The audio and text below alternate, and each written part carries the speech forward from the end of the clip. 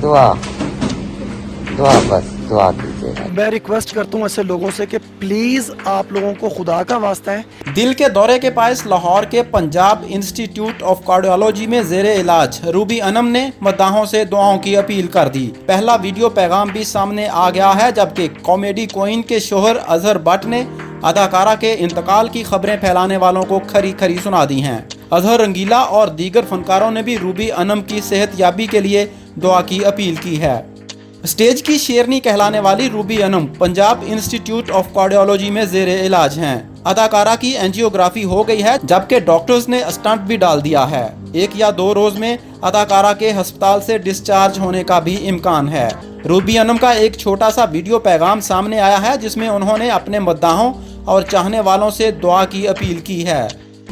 दुआ दुआ बस दुआ कीजिएगा।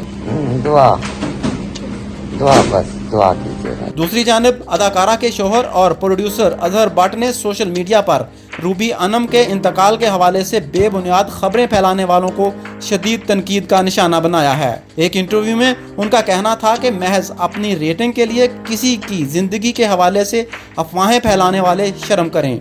कुछ न्यूज़ मेरे पास पहुंची हैं, वायरल की हैं किसी ने टिकटॉक पर, आई थिंक इंस्टाग्राम पर, कि उनकी तौबा नाउज़ुबिल्लाह के उनकी डेथ हो गई है।